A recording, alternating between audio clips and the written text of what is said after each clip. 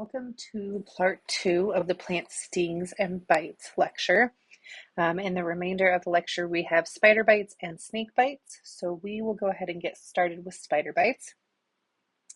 Actually, spider venom is volume to volume more potent than pit viper venom. So if spiders were able to inject us with as much venom as snakes are able to, they would actually be deadlier. So fun fact. So the first spider we're going to talk about is the black widow. We all are very familiar with this spider. It's black and it has that orange, yellow, red-ish hourglass figure on the underside of its belly. Although I don't think I would want to get too close to it to look on the underside, but it doesn't always have to be exactly an hourglass shape. It's just, it could be a diamond or more round than an hourglass. And females actually have more venom than males. So it's important to know what the bite appearance looks like. So when we look at the bite appearance, it's going to appear as a target. So it's going to be like red in the middle. Let me start over. So red in the middle. And then it's going to have a white circle on the outside. And then it's going to be red again. And then white. And then red again. So kind of like a target. So it's symmetrical for the most part. So you can see in this picture over here, it's pretty even. It's a pretty decent circle. So you see how it's red there, and then you see the white, and then the red, and then a white just on the outside again. So if you read about that in an upcoming document, you know that it's going to be a black widow bite. The bite itself typically isn't painful. What is painful is the systemic effects that come after the bite. So even touching that, it may be a little tender, but it's not going to be as painful as you would think. So stomach cramping is going to be common. That's the body's reaction to many toxins and poisons. So spiders are venomous, remember, and not poisonous. So their venom is going to cause stomach cramping. It can cause weakness, it can cause shaking and sweating, anxiety, headache. So this is when the venom becomes systemic, okay? We can have itching at the site of the bite. Nausea and vomiting go along with the stomach cramping, dyspnea, and high blood pressure. Most of the time, black widow bites aren't going to affect a healthy adult. Again, we're looking at younger and smaller patients who are going to have more systemic side effects. Okay, so caring for a patient who has suffered a black widow bite, mortality is actually less than 1%. So it's very uncommon that a black widow bite will actually kill somebody. So an important one to remember is ice to the site. This is going to relieve pain, and it's also going to slow down the toxins from going to systemic circulation. BLS, if necessary, right? If we find ourselves in that situation, which is highly, highly uncommon. Valium is going to decrease anxiety. It's going to slow down the heart rate, and narcotics for pain, antivenom, but that's used sparingly, right? We're worried about an anaphylactic reaction with that. We do have black widows in Colorado, and in this picture here is actually called the Western widow, and that is in Colorado as well. You can see it's more of a brown with an orange marking on its underside. You're typically going to find black widows and Western widows in dark places, sheds, in the middle of like wood piles, underneath outside furniture. They're typically not aggressive until they're pursued. So just preventative, working outside, making sure you have long sleeves on, wearing shoes. I don't know if you've seen arachnophobia, but I saw that and was traumatized as a child. So every time I go to put on a shoe, It's not a flip-flop. I always shake it out to make sure there's not a spider in there. And then reaching up into lamps, there was one in a lamp and somebody got bit. So whenever I go to turn on a lamp and I have to put my hand in the lampshade, I always look in it. So fun fact. Moving on now to our second spider, the brown recluse. These are in Colorado. They are often mistaken for the wolf spider, but the wolf spider tends to be more fuzzy and have more hair-like appearance on it. But it's about a half an inch long, so it's a very large spider than what we're used to in this area. It's also known as the fiddleback because you can see its abdomen back here has the shape of a fiddle or a violin. It's a solid color. It has 6 eyes, and these are more aggressive than the black widow. So these will actually pursue a person more than try to hide or be out of the way. So they're going to become more aggressive than the black widow. Symptoms of the brown recluse bite. So these do not cause nausea and vomiting and diarrhea. So that's how this is different from the other stings and bites that we've talked about so far. So no nausea, vomiting, diarrhea. So this wound is going to be more local rather than systemic. So it's going to be more local rather than systemic, and that's what's going to cause a blister in the middle of the bite. So it's going to start with a blister where the site of the puncture wound is. And that blister eventually is going to turn to an ulcer. And it's going to grow and expand, and that involves more tissue.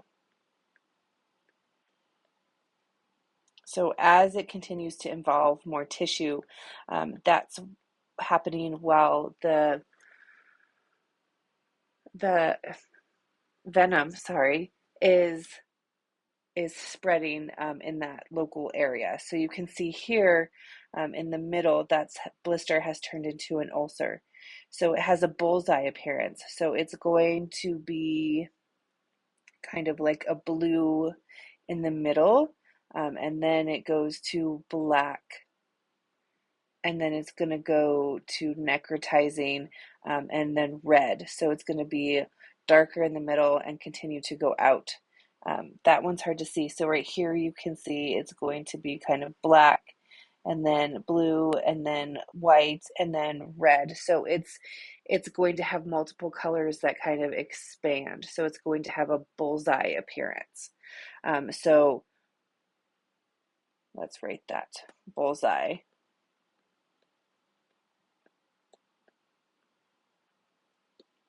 So think of like a dartboard. Whereas a black widow bite is going to have that target. So the middle or the center of this bite, we're going to develop gangrene. That toxin and that venom is sitting more in the middle of the bite. It's going to break down the tissue, and it's going to be really effective and break down tissue in fatty areas. So it's going to go into the capillary system, spread through those fatty areas, and start to necrotize the tissue. So here are some more examples of brown recluse bites. So on the thumb here, you can see underneath the skin, this is probably about 2 days after when we start to see a blue middle and then black because it's having necrotizing in that first site of the bite. And then we have the white around it because now the capillaries are moving the venom, and then we have the red. As it progresses and we have more necrotizing areas of the skin, that skin completely dies and we don't have any perfusion, so it's going to turn black for dead tissue. Here's another example of gangrene from a brown recluse bite. And then on the thigh here, you can see all the involvement. We're going to talk about treatments. So removing of tissue is going to be a treatment to kind of get that area and the venom removed because we have tissue death and we have necrosis. And when we have necrosis and cellular death, then we have a higher risk of sepsis and decreased perfusion to the area. So we want to make sure that we're cleaning it properly. So you can see there's the big difference between a systemic bite and systemic venom with a black widow versus a brown recluse, which is going to have a localized effect. So with brown recluse bites and tissue death, we really need to be aware of sepsis and a septic-like reaction. So making sure that we're watching blood pressure, and we're making sure that we're looking at the wound, and is the wound changing? How is it changing? How are we treating it? Okay, brown recluse treatments. Ice. Again, ice is going to slow the venom.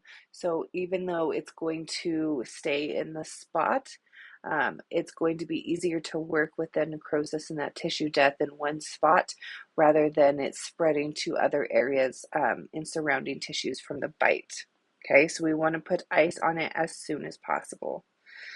Prophylactic antibiotics is going to help us prevent sepsis, so broad spectrum antibiotics.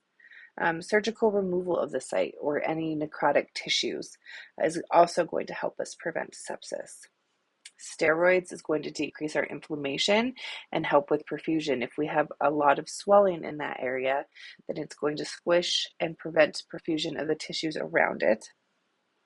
Hyperbaric oxygen.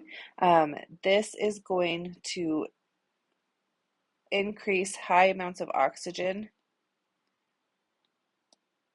and this is for our wound. So this is going to treat gangrene. Okay. Skin grafting should be delayed 6 to 8 weeks, and this is because we want to make sure that the venom is done spreading. That way we're not skin grafting, and then we have the skin A is not going to take the skin graft, so it hasn't had enough time to heal to be able to get rid of that toxin in the capillary system. So delaying about 6 to 8 weeks, making sure that the body is ready for it. Okay, so spiders that we have in Colorado. So the Western Widow is going to have a nerve venom. So that will be systemic as well. So we can have changes in consciousness, changes in mental status, but they only bite when provoked. So that would be this guy here. And I actually saw one on my patio the other day with this big, beautiful spider web. And then I looked out and there was this big, beautiful spider. And I was like, I'm just going to leave that little guy right there because I'm not going to try and mess with it. So those are in Colorado. And we do have the traditional black widow as well.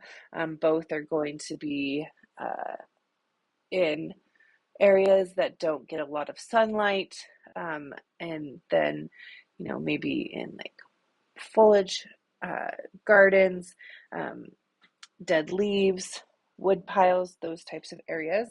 We do have the brown recluse, although not as in high number as areas in the south or humid areas. And then this little guy is very common in Colorado, the yellow sac spider. They're more aggressive. It feels like a bee sting and can be very itchy. You can have swelling, moderate pain. And the lesions should heal in a few weeks. But when you wake up with spider bites or you're doing something and it feels like something stung you, it's usually the yellow spider, and they're actually pretty aggressive. Okay, on to my probably least favorite part of this course, and that is um, venomous snakes. So I'm glad you don't have to see me look at these pictures in the classroom because I make some interesting faces and get the heebie-jeebies sometimes. So venomous snakes. We have several in Colorado, and we're going to discuss a couple that are throughout the United States here. So this guy up here would be the cottonmouth snake.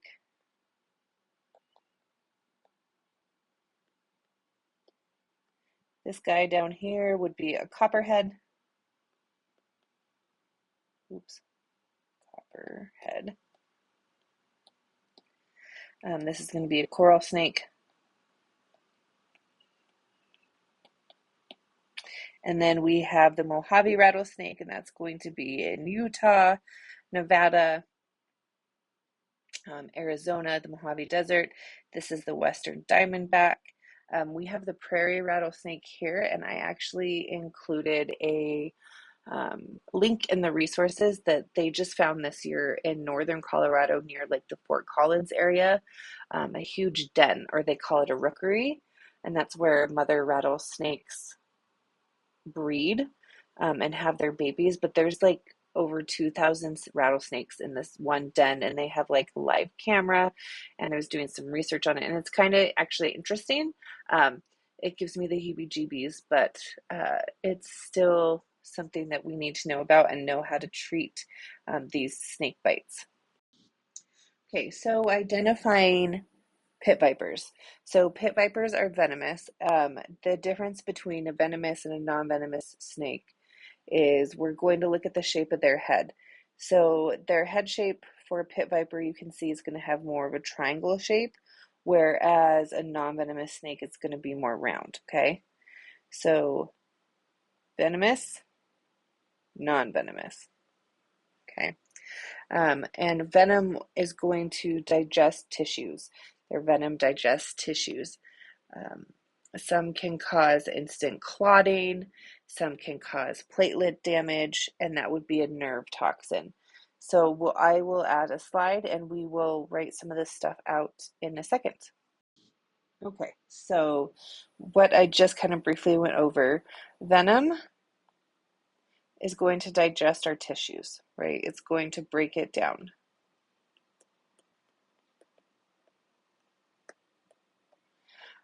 We have some venom are nerve toxins, and that could cause instant clotting.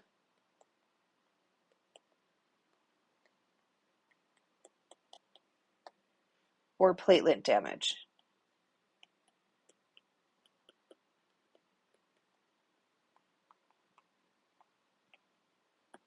And if we have instant clotting or platelet damage, think about that. And it digests tissues, it's going to get stuck there. So venom will get stuck in the area.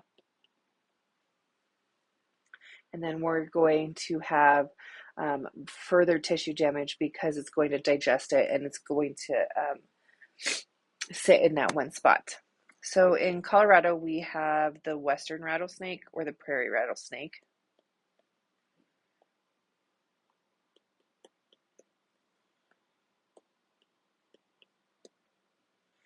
And the Masuga rattle.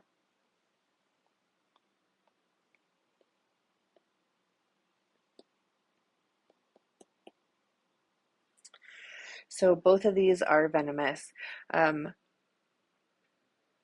Rattlesnakes are typically active in the summer months, right? So we start to have higher reports of incidents from April until September.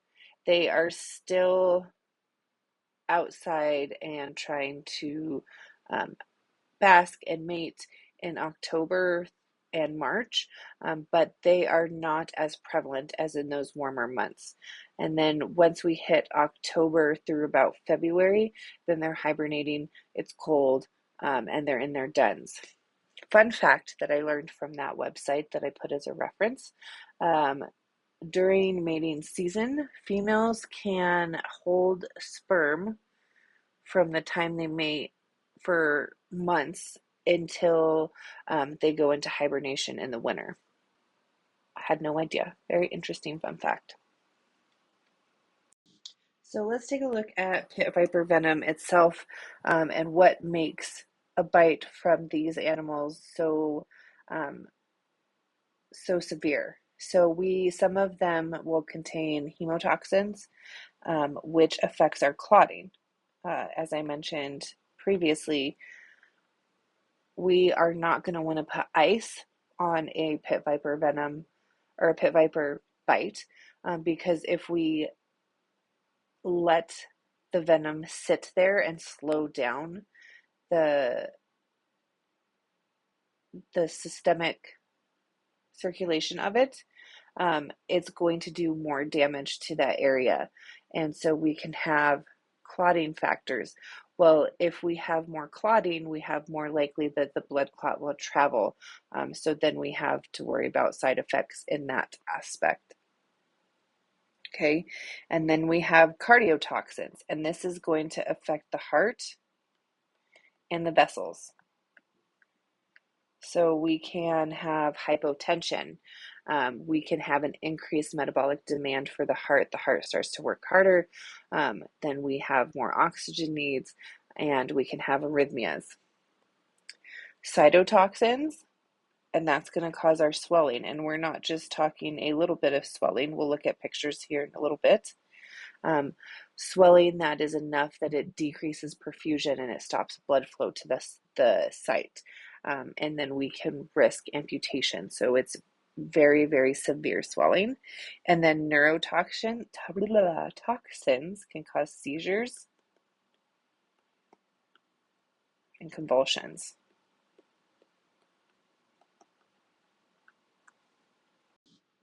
So now that we've talked about what the effects of the pit viper venom is, let's talk about other characteristics. So the proteins and enzymes that make it up are going to digest tissues.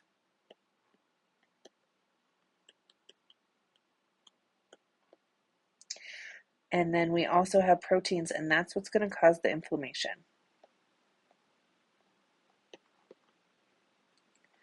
It's going to damage vasculature, so we're not going to be able to regulate our blood pressure. This effects are going to depend, again, on the amount of exposure to the venom. And then we have tissue necrosis, microbes, right? So what's on the snake's fangs? And that can cause infection, again, more clotting disorders. And so we want to make sure that we're looking at the microbes and infection risks as well. So the severity of the bite is going to depend on, and make sure that you know or can be able to list some of the things that the severity is going to depend on. The age. So the age of the snake and the age of the patient, the person that is bit. The size. So the size of the person that is bit. The health of the person that is bit. Emotions. So we want our patient to remain calm, because if we are panicking, which I would panic, it would not be great for me.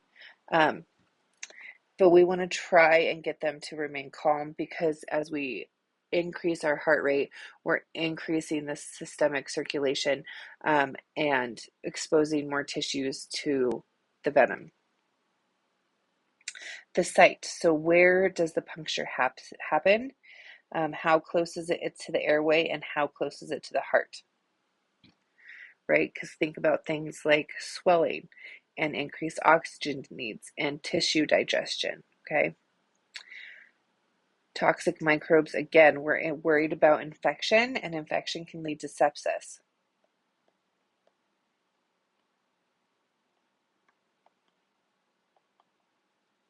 And then local tissue destruction. People who have been drinking and who are drunk have an increase in metabolism, which is going to enhance the effects of venom. So we're going to have a more severe reaction for people who have been drinking. So we're also going to look at a patient, and how much venom is injected is going to depend on the severity of the reaction. So the directness of the bite. Did they bite through jeans? Did they graze the skin? How long were they attached? Was it one fang versus two fangs? That type of question. The amount of bites. Were they only bitten once? Were they bitten by more than one snake? I had a student a few years ago who was in South Carolina, in the Marines, and um, they were doing a nighttime drill, and one of somebody in his platoon, um, stepped into a nest of copperheads, and he died like instantly. So it's crazy how quickly these effects can take place. So the amount of bites, it can be one snake that's biting you more than once. So that leads us to crazy snake. So a snake who becomes very aggressive and defensive. So like a mother snake who is going to protect her young. So again, on that website, interesting thing that I read is that baby rattlesnakes will stay with their mothers until they're older, and can start to feed and fend for themselves. And so the mothers become quite aggressive, when their babies are nearby. So that's something to take into account. The time of the bite. So how long the snake holds on, how long it injects their venom from their fang. So in this picture here, you can see that there's the venom. There's like a sac up here, or a duct, I should say, and the muscle pushes it out, and then it comes down the fang and out the venom, or out the bottom of the fang comes the venom. So if they bite and then they hold on and they continue to inject, that is going to be a worse bite. So species, right? Every species has a different toxicity. Their venom components are different, so that's going to be a big difference. With the time of the bite, we also have the size and age of the snake. So the younger and smaller the snake, they have a harder time controlling this, so they'll just let all of their venom out. So if they just hold on and they can't get them off, um, you're going to have more venom. So the younger, smaller snakes can do more damage. So younger, smaller snake, bigger bite. Okay, so venom quality. That's referring back to what we talked about. What type of toxins? Are there neurotoxins, cardiotoxins? What is their venom made of? And what issues do we see with their venom? The depth of the bite. So that goes again to a graze versus a full latch. How deep are they in the skin? Where is the bite located? The fullness of the venom sacs. For example, did they bite someone that maybe you were hiking with? Or did they just eat? Um, that's all going to vary on how much venom they have in their sacs.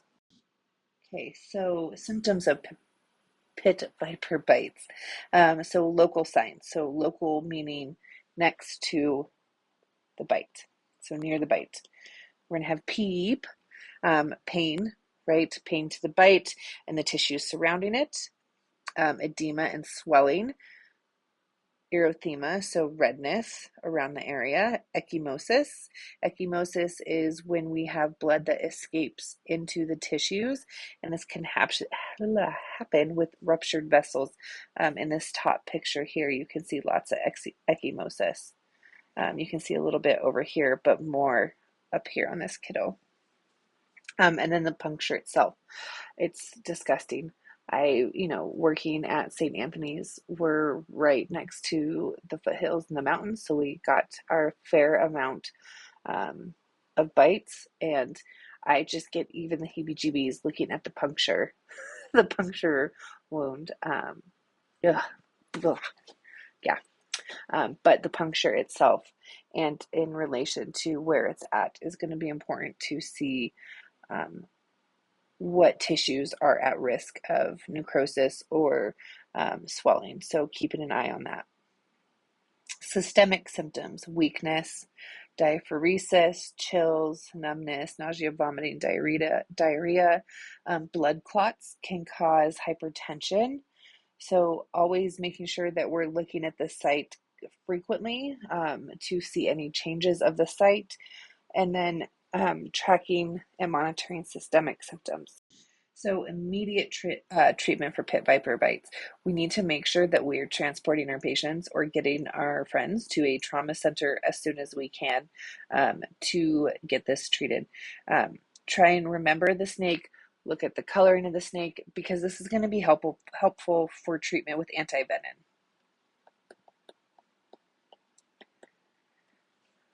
Try and keep the victim calm so that we can keep the heart rate lower so we can help reduce the amount of systemic side effects. Keep the bite, that should say bite, not bit, below the victim's heart, right? This will help decrease the spread to our vital organs. We want to lightly wrap it above the area. We don't want to trap the toxin in the venom with a tourniquet to the area. We want some circulation, right? We still have to perfuse the area, but we want to slow it down.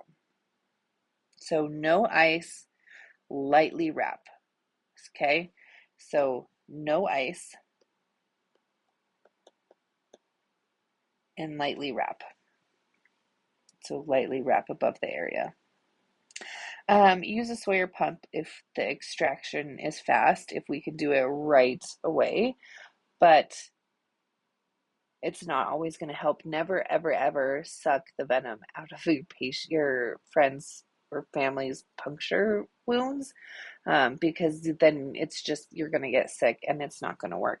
So this is a Sawyer pump and this will extract the toxins or the venom from that site. But it typically it doesn't work unless you're really fast with it. Okay, this is a picture of a patient named Justin. Um, he was in the Pacific Northwest with his family, and he was bitten by a rattlesnake on vacation. And the venom in that particular rattlesnake has a clotting disorder. And so that clotting disorder caused severe obstruction and clots and swelling. So blood was not perfusing the muscles. So because you can see how swollen it is, they performed a fasciotomy. And so a fasciotomy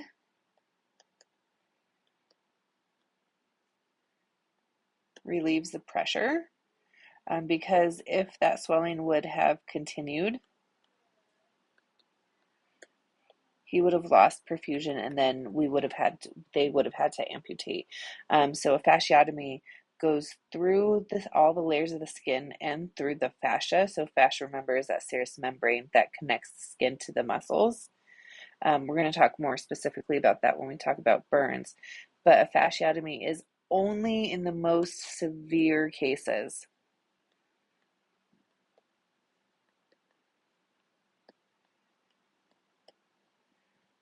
When we can't, there's nothing else we can do, and we have to relieve that pressure so that we don't lose tissue. Antivenom also is only used in life-threatening because it can cause anaphylaxis because antivenom is given systemically, and so it can cause anaphylaxis. Okay, our next snake we're going to talk about is the coral snake. So red on yellow will kill a fellow. So that's this guy on the left. And then you think red on black, venom lack. So they look very similar. But this is the coral snake.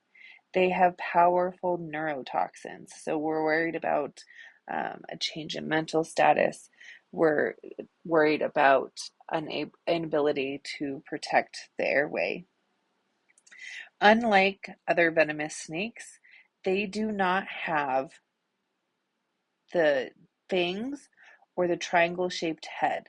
Instead, they have like a chewing motion that they do, and they will chew on like fingers and toes. So you want to make sure that if you are exposed to this or you see this, you get the snake off quickly. Because although they're pretty small, their venom is very powerful. So this is going to be more common in the South, Florida, South Carolina, Alabama. So you're going to see this more in the South. So early symptoms, remember this is a neurotoxin. So this is why these symptoms are a little different than that of a pit viper. So their tremors, drowsiness, just kind of stupor, change in mental status, and excessive salivation. So more of our parasympathetic is going into motion here. And then as it continues to circulate late, we're going to have slurred speech and fixed pupils, drooped eyelids, facial paralysis, hypotension, and tachycardia to make up for that hypotension, okay? And then we can also have bronchospasm here. So our parasympathetic nervous system is taking over, and not in a maintainable way. So we really want to look at our patient being able to protect their airway. So treating a patient, we want to make sure we keep them calm again, try and slow down that systemic circulation of the toxins. We want to immobilize the extremity, right? We want to keep it below the heart as much as possible. Keep an eye on their vital signs, look at their ability to protect their airway. We want to look at respiratory rate and drive. Is there respiratory depression? Keep an eye out for intubation. Are they dyspneic? Treat any shock. So hypotension, treating with fluids, treating with vasopressors. Antivenin, we're more likely to give this than a pit viper bite, just because we're worried more about their systemic and neurological effects of this than a pit viper. Here's a link. You can take a look at Justin's bite story and kind of see some photos. So make sure for all of the different stings, bites, and poison plants that you can recognize signs and symptoms and then how you would treat those. All right. Thank you.